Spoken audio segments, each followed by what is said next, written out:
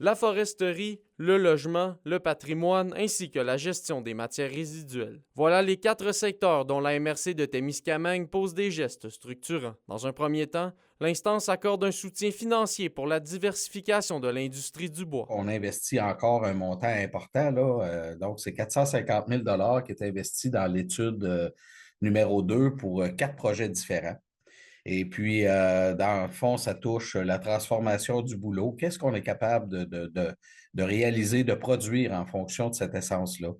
Fabrication de palettes, production de panneaux, valorisation de fibres ou de bois sous-utilisés. Ces investissements s'enregistrent dans le cadre de la deuxième phase de l'étude en lien avec l'élargissement des activités dans le domaine forestier sur le territoire. L'étude de la phase 1 a été réalisée avec l'industrie qu'on a ici. On a 4 industries, 4 entreprises différentes.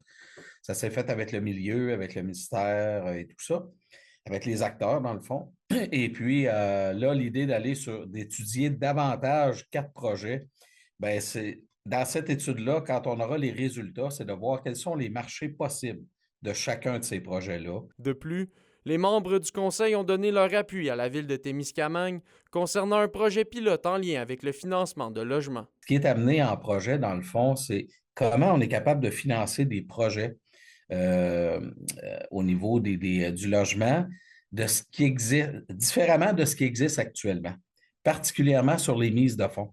Parce que quand on doit faire une mise de fonds sur un multilogement et qu'on doit mettre 20 par exemple, ben c'est souvent des gros montants quand on parle d'un 6, d'un 12 logements ou un peu plus gros à la limite. Des orientations en lien avec la gestion des matières résiduelles ont également été adoptées, dans un contexte où la MRC souhaite mieux responsabiliser ses citoyens. On a un grand territoire, on a peu de population.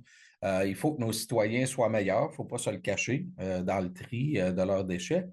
Mais au-delà de ça, on a à réfléchir, puis on a une étude là, qui se réalise actuellement pour savoir quelle sera la façon de faire dans les années à venir pour diminuer, puis diminuer les coûts, moi je dis les stabiliser. De son côté, le maire de Témiscamingue, Alain Gauthier, n'a pas voulu émettre pour le moment de commentaires en lien avec l'appui de la MRC concernant son projet de logement, mentionnant que le dossier est actuellement entre les mains des ministères concernés. Olivier Morin pour RNC Nouvelles.